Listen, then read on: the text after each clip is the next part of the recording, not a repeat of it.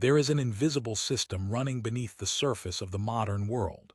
It is the operating system of markets, the architecture of power, the blueprint for how value flows from one point to another. For the last 30 years, Vietnam's version of this system has been one of the most successful on Earth. It is a story of explosive growth, written in the language of container ships, factory floors, and a skyline that reinvents itself every decade. But this story, the one we all know, is only half the picture.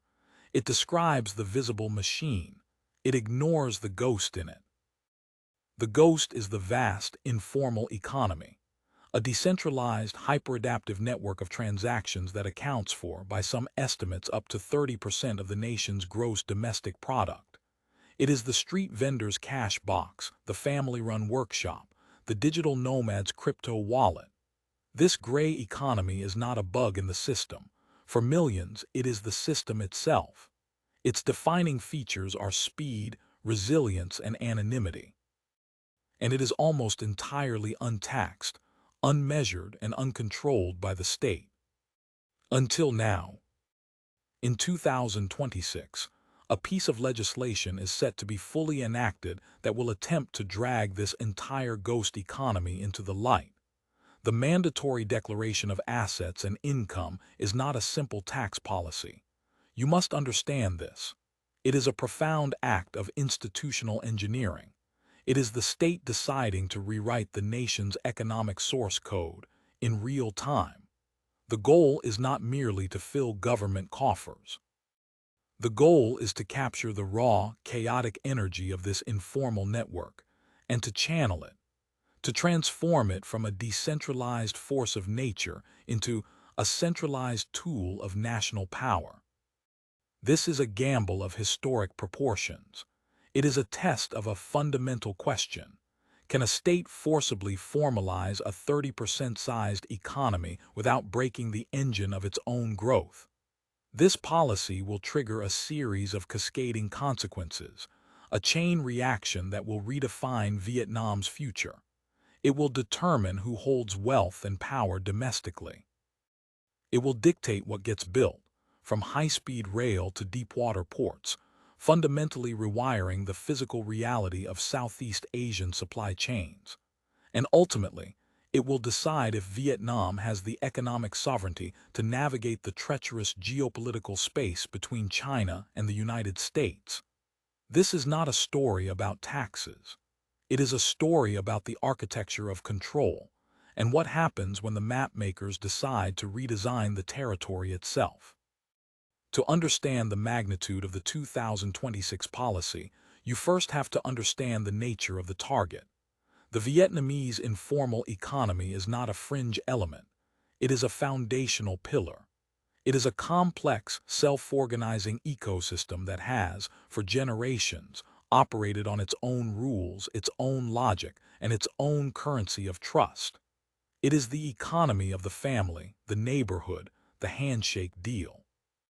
From the smallest transaction at a local market to sophisticated cross-border trade that never touches a government ledger, this system provides livelihoods for tens of millions of people. It is, in many ways, a perfect expression of decentralized efficiency. It is fast, flexible, and incredibly resilient precisely because it is unburdened by the friction of bureaucracy. It has no central point of failure. It simply adapts. The tax declaration mandate is designed to be a systemic shock to this ecosystem. It is the equivalent of turning on a stadium floodlight in the middle of a nocturnal forest. The policy's core function is forced transparency.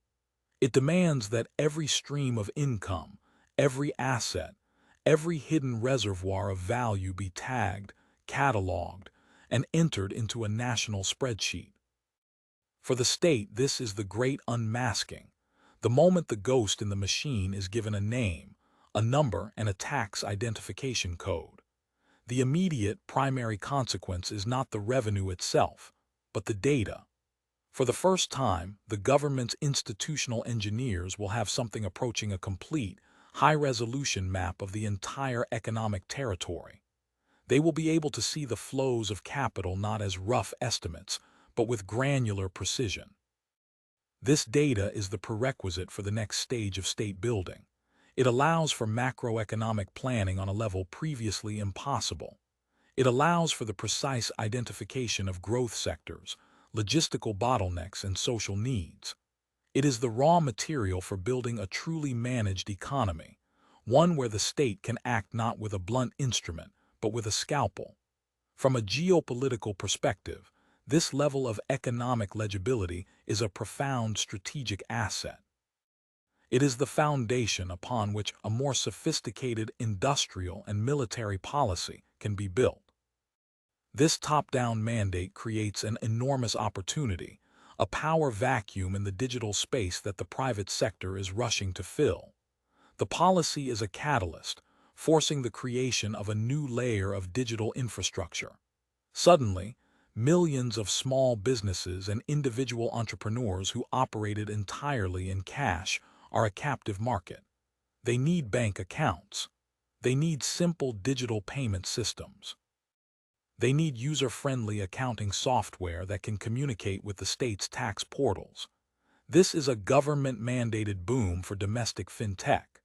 The state is effectively outsourcing the construction of the interface between the old informal economy and the new formal one.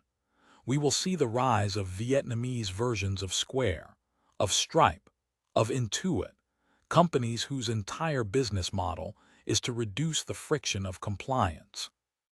This is not just about convenience.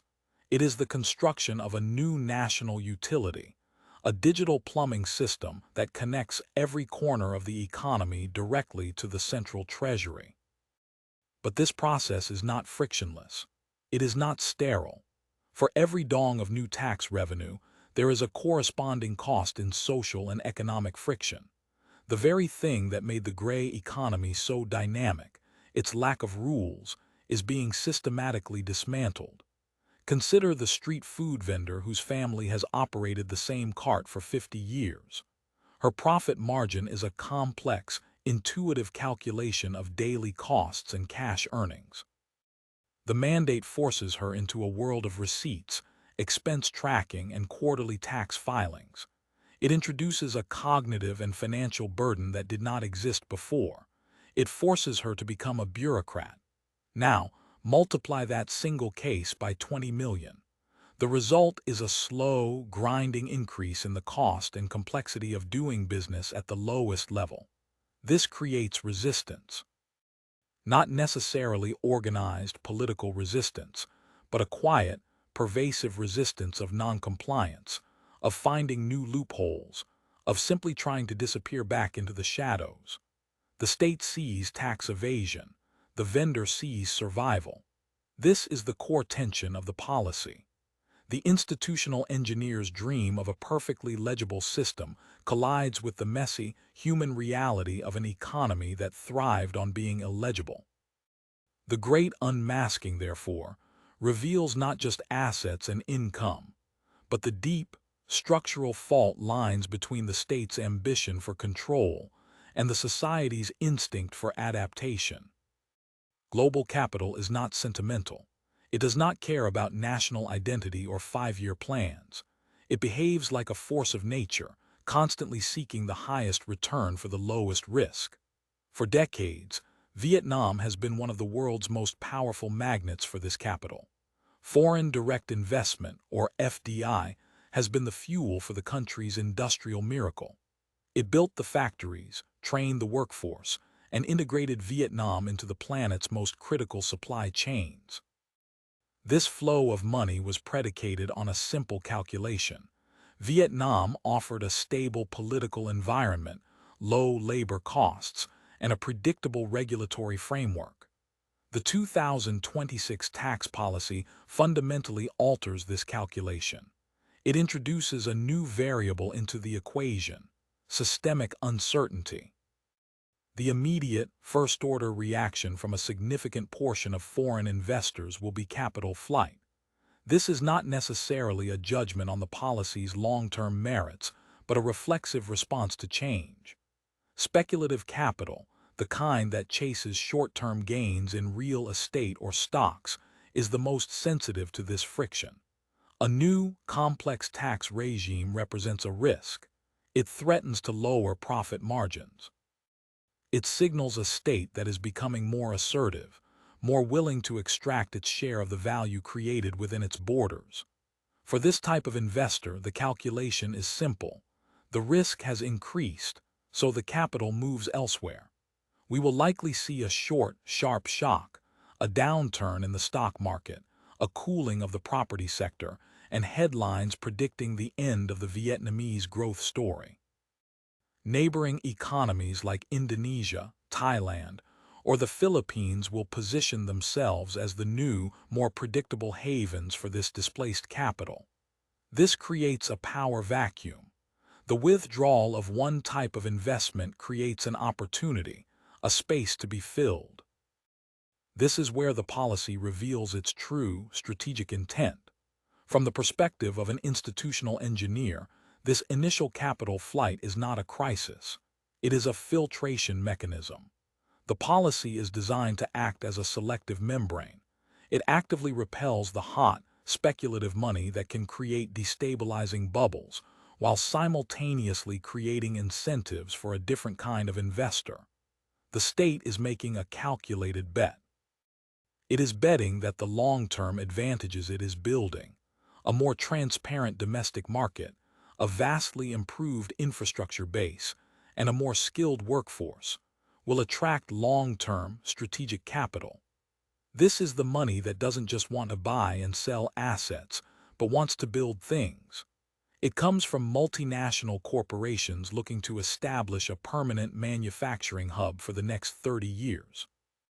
It comes from sovereign wealth funds willing to invest in a 10-year infrastructure project. This type of capital is less concerned with a 5% tax increase and more concerned with the 20-year trajectory of the country. It values stability and predictability over short-term, unregulated gains. The policy, therefore, is an explicit signal to the world. Vietnam is graduating. It is no longer competing to be the cheapest workshop in the world. It is competing to be the most efficient and reliable one. This filtration process also creates a critical opening for a new set of geopolitical players. If Western and Japanese investors, who have historically dominated FDI in Vietnam, hesitate or pull back, who fills the vacuum? The most obvious candidate is China. Chinese capital operates on a different logic, often driven by state-directed geopolitical objectives as much as pure profit. Beijing may see an opportunity to increase its economic leverage in Vietnam at a moment of transition. However, this is a path fraught with historical and political complexities for Hanoi. A more likely and strategic pivot would be towards capital from the Middle East and other non-aligned economic powers. Sovereign wealth funds from the Gulf states, for example, are actively seeking to diversify away from oil and are less constrained by the quarterly return mindset of Western corporations. They are ideal partners for the massive, state-led infrastructure projects Vietnam is planning. The tax policy, therefore, is not just a domestic affair. It is an instrument of foreign policy. It is a tool for carefully curating Vietnam's economic partners for the next generation, deliberately shifting the country's financial dependency away from a narrow set of actors and towards a more multipolar base. It is an attempt to control not just how money is made within Vietnam, but where that money comes from in the first place. A state's ambition is ultimately written in concrete and steel. A policy, a law, a 5-year plan, these are abstract concepts. A deep-water port capable of handling the largest container ships on Earth is a physical reality. A high-speed rail line that can move goods from Hanoi to Ho Chi Minh City in a matter of hours is a fact on the ground. The immense new revenue stream unlocked by the 2026 tax declaration is the financial fuel required to translate abstract ambition into this kind of physical fact. The policy is the software update. What follows is the hardware upgrade for the entire nation. This is not about building individual projects. It is about forging a new national infrastructure that functions as a single, integrated system. The centerpiece of this vision is the North-South high-speed rail corridor. For decades, this has been the grand, almost mythical project of Vietnamese development. It has been studied, debated, and postponed, largely due to its astronomical cost. The new tax revenue makes it not only possible, but necessary.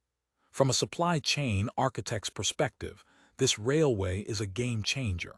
It is a land-based artery that will bind the country's elongated geography together. It will do for Vietnam what the national highway system did for the United States in the 20th century. It collapses distance. It allows a factory in an industrial park near Hanoi to seamlessly connect with the port complex in the south. It creates a single, unified manufacturing zone out of a country that has often functioned as two distinct economic poles. This rail line is the backbone. It is the central nervous system around which a new, more resilient domestic supply chain can be built, less dependent on coastal shipping, and more insulated from maritime disruption. Parallel to this internal artery, the state will pour capital into its external gateways, its ports.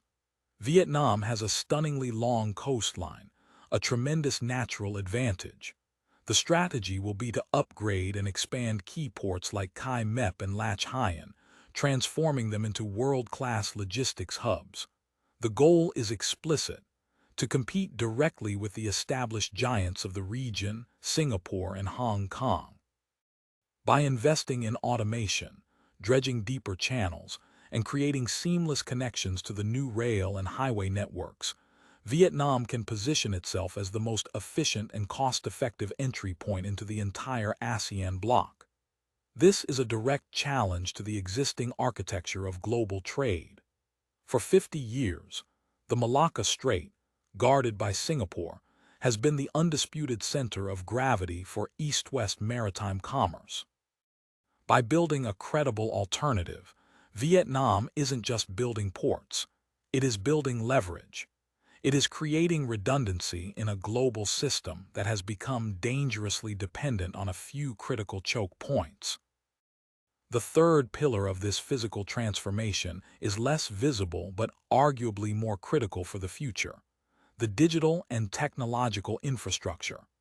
A significant portion of the new state capital will be funneled into strategic sectors like semiconductor design and fabrication, and data centers. This is the most ambitious part of the plan. It represents a deliberate effort to move Vietnam up the value chain, from a nation that assembles electronics to a nation that designs and produces the core components. Building a domestic semiconductor industry is incredibly difficult and capital-intensive.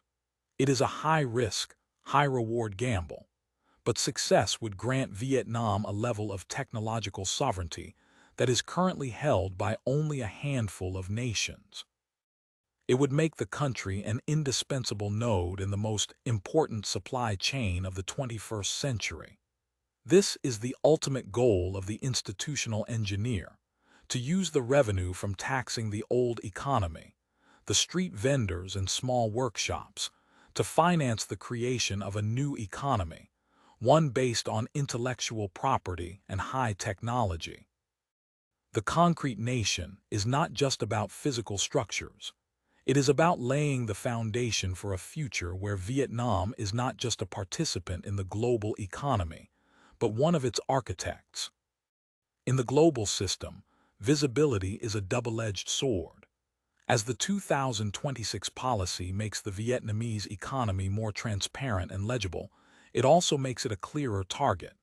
For decades, the Vietnamese dong was a relatively obscure currency, shielded by its own opacity and the informal nature of the economy it served.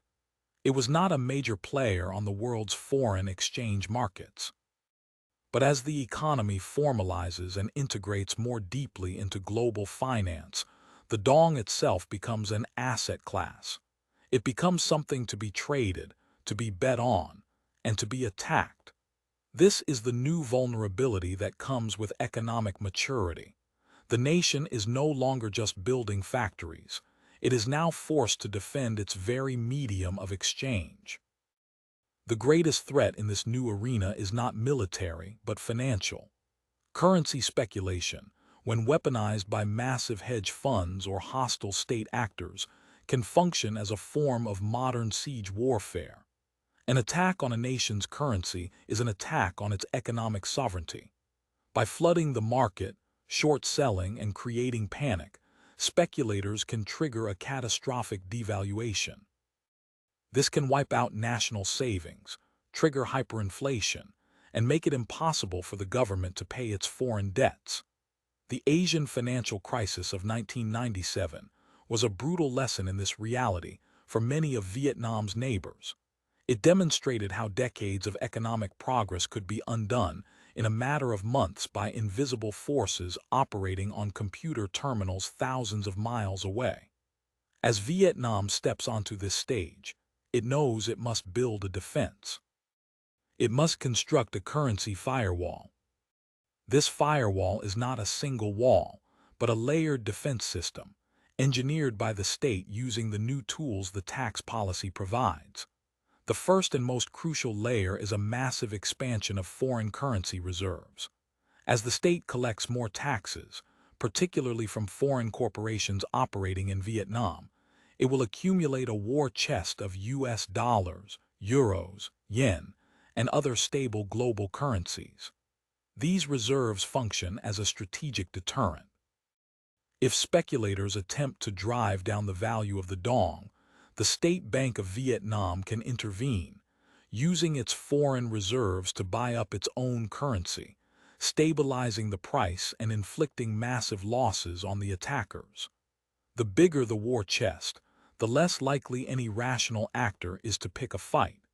It is the financial equivalent of a powerful standing army.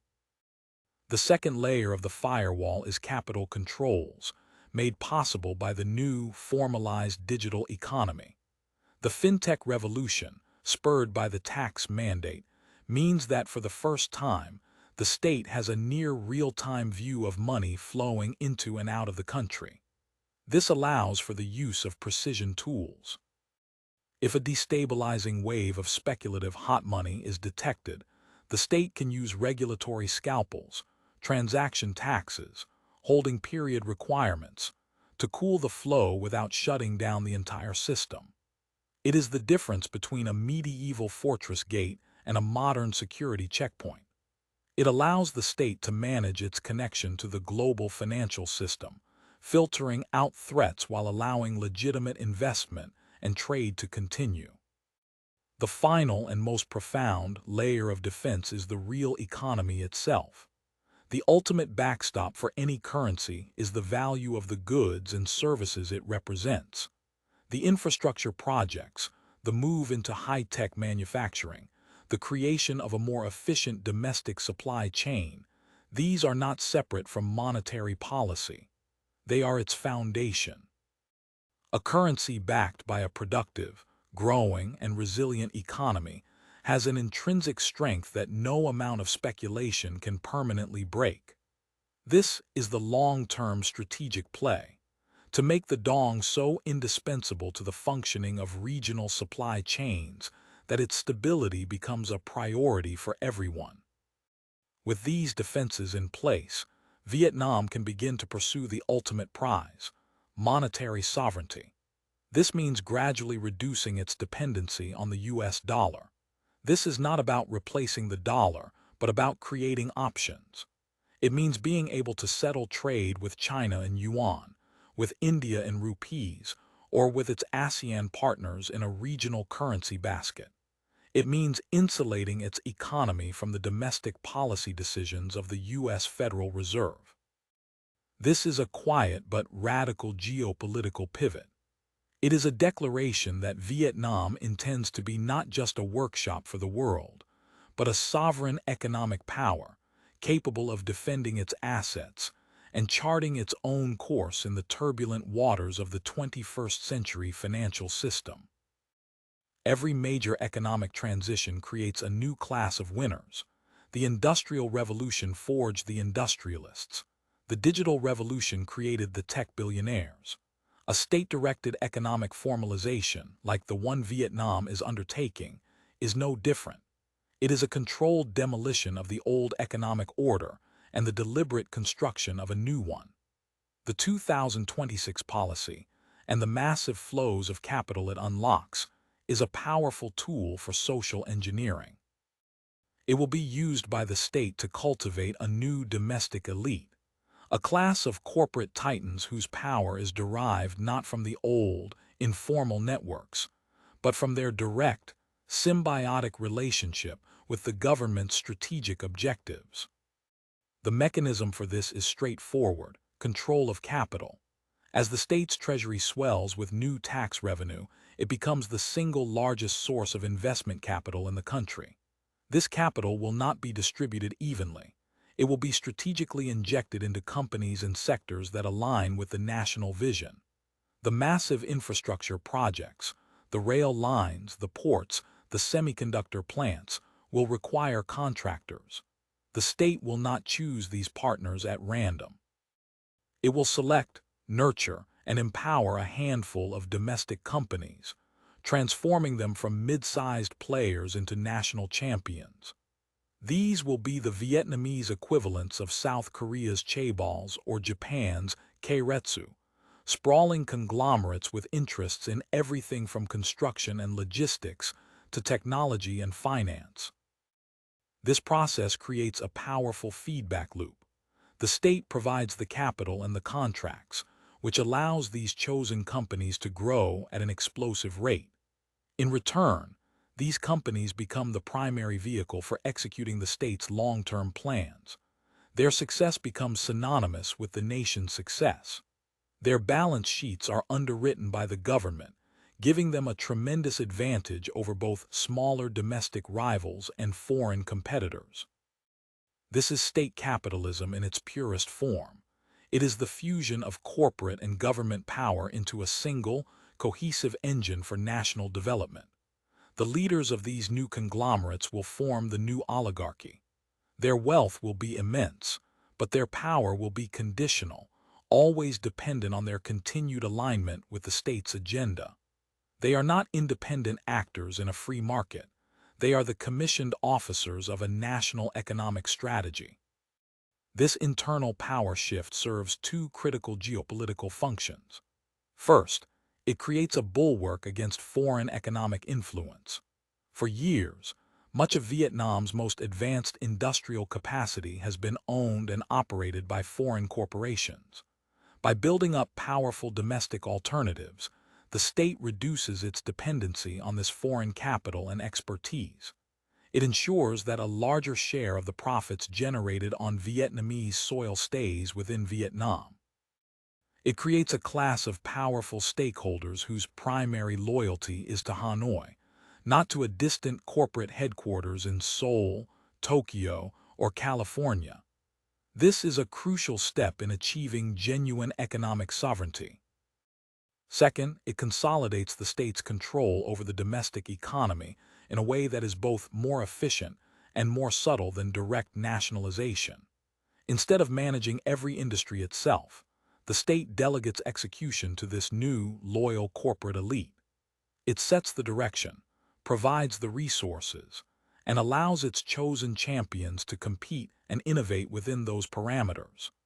This model combines the strategic direction of a planned economy with the dynamism of a market-based one. However, this system has a ghost of its own. The deep, often opaque, links between the state and these new corporate giants create fertile ground for a new kind of systemic corruption. The line between national interest and private enrichment can become dangerously blurred. The new elite, forged to be an instrument of the state, can eventually become a powerful lobby in its own right, shaping policy to protect its own interests rather than the nation's. The birth of this new elite is a necessary step in Vietnam's developmental journey, but it also plants the seeds of its own future challenges, creating a centralized network of power that is both incredibly effective and inherently fragile. Foreign policy is not forged in embassies alone. It is forged in factories, in ports, and on spreadsheets.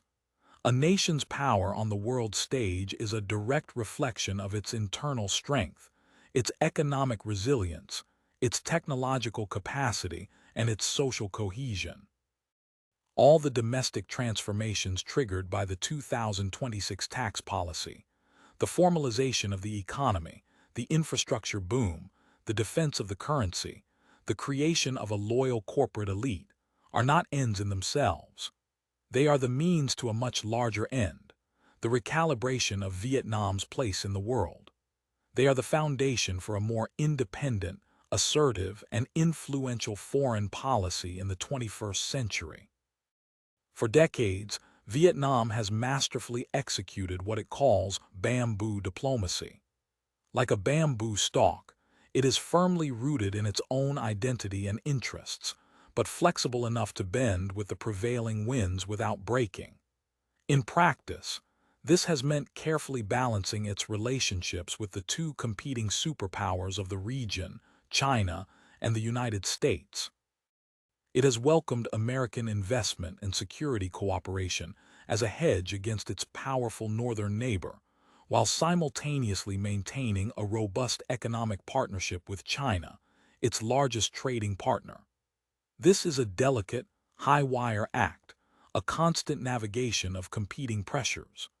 The success of this strategy has always been constrained by Vietnam's relative economic and military weakness. It has been a diplomacy of necessity. The systemic changes we have discussed are designed to shift this balance. Economic sovereignty is the prerequisite for true geopolitical sovereignty. A Vietnam that is less dependent on any single source of foreign investment, that controls its own critical infrastructure, and that possesses a more advanced technological base, is a Vietnam with more options. It can negotiate from a position of greater strength. It can say no more often. This newfound resilience changes the calculus in the region's most volatile flashpoint, the South China Sea. Vietnam is one of the most assertive claimants in the territorial disputes against China's expansive claims. A fiscally stronger state can finance a more capable navy and coast guard. A more technologically advanced nation can deploy more sophisticated surveillance and deterrent systems. This does not mean Vietnam seeks direct military confrontation with China. That would be suicidal. But it does mean it can raise the cost of aggression, creating a more credible deterrent that strengthens its hand in any future negotiation. Simultaneously, a more powerful and independent Vietnam becomes a more attractive strategic partner for the United States and its allies, like Japan and Australia. The American strategy in the Indo-Pacific is predicated on building a network of strong, sovereign nations that can collectively balance China's power. A Vietnam that is an economic and technological powerhouse in its own right is a far more valuable anchor for this strategy than a Vietnam that is merely a low-cost manufacturing base. This allows Hanoi to deepen its security relationships with the West without being seen as a junior partner or a proxy. It can engage on more equal terms, pursuing partnerships that serve its own specific interests, whether in maritime security, cybersecurity, or supply chain resilience. This is the ultimate geopolitical endgame of the 2026 policy. It is about accumulating enough internal strength to expand the nation's freedom of maneuver externally. It allows Vietnam to move from a reactive foreign policy, constantly balancing outside pressures, to a proactive one, capable of shaping the regional order. It can take on a more influential leadership role within ASEAN, acting as a bridge between the maritime and mainland states. It can champion new trade agreements and security architectures that reflect its interests. The goal is not to become a superpower, but to become a pivotal middle power, a nation so economically integrated, so technologically capable, and so geographically central that its stability and partnership are indispensable to all the major players. It is the ambition to transform the bamboo stalk from something that merely survives the storm into one of the pillars that supports a new regional architecture. Every complex system contains the seeds of its own failure. The more centralized, the more optimized, the more tightly integrated a system becomes, the more vulnerable it can be to a single, catastrophic point of failure. The grand project of institutional engineering initiated by the 2026 policy is designed to build a stronger, more resilient Vietnam. But in solving one set of problems, the chaos of decentralization, it may be creating a new, more dangerous set. This is the ghost that haunts the new machine, the unintended consequences, the systemic risks that are the shadow of ambition. The first and most immediate risk is social blowback. The model we have outlined assumes a relatively smooth absorption of the informal economy. But what if the social friction is not manageable? What if the new tax burden and regulatory complexity do not just slow down the grassroots economy, but break it? Widespread noncompliance, growing resentment, and the perception that the new system only benefits the state-connected elite could create a deep and lasting fissure in Vietnamese society. A government that loses the tacit consent of the tens of millions of people who form the base of the economy will find itself governing a brittle and discontented nation. The state's spreadsheet may show rising revenues, but the streets may tell a story of declining trust. This is a vulnerability that cannot be measured in dollars or dong. The second risk is financial. The vision of a concrete nation is inspiring, but it is built on debt. Even with the surge in tax revenue, the sheer scale of the planned infrastructure, the high-speed rail, the ports, the semiconductor fabs, will require immense borrowing, both domestic and foreign. This creates a potential debt trap. If the economic growth generated by these projects is not sufficient to service the loans, the nation could find itself in a crippling cycle of debt. Its hard-won monetary sovereignty could be compromised, with foreign creditors dictating domestic policy. Furthermore, the new class of national champions, underwritten by the state, creates a moral hazard. The assumption that the government will always bail out these massive conglomerates could encourage reckless investment and mismanagement, concentrating risk at the very heart of the new economy. A failure in one of these giants could trigger a systemic collapse, a domino effect that the state would be powerless to stop. The final and most profound risk is a loss of adaptability. The old, chaotic, informal economy was, for all its flaws, incredibly resilient. It was an anti-fragile system. A shock in one area did not cascade through the whole network. By centralizing control, by forcing everything onto a single, legible grid, the state is creating a system that is far more powerful, but also far more rigid. It becomes optimized for a specific set of future conditions. But what if those conditions change? What if a global recession dries up trade, rendering the massive new ports empty? What if a technological leap makes the new semiconductor plants obsolete? A centralized system is slow to adapt to black swan events, to the radical uncertainties that define history. In its quest for perfect order and control, the state may be sacrificing the very chaotic dynamism that allowed Vietnam to survive and thrive through a century of unimaginable turmoil. So we are left with a fundamental question. Is this policy the final necessary step in forging a modern, powerful, and independent nation-state? Or is it an act of hubris, an attempt to impose a perfect, sterile order on a complex human reality that will ultimately resist it? The new system is being built. The spreadsheet is being populated, but the ghost of the old system, the spirit of decentralized, adaptive, resilient enterprise, will not disappear. It will remain, a silent variable in the grand equation of Vietnam's future, waiting to see if the machine its builders have designed is a sustainable engine of progress, or a beautiful, intricate, and ultimately fragile clockwork that is one shock away from breaking. The future is not a destination to be arrived at, but a system to be built. The architecture of that system is now being designed. The code is being written. Whether the final result is one of resilience or rigidity, of sovereignty or collapse, will be determined not by the plan itself, but by the countless, unpredictable human choices made within the new machine. The mandate has been issued. The consequences are now in motion.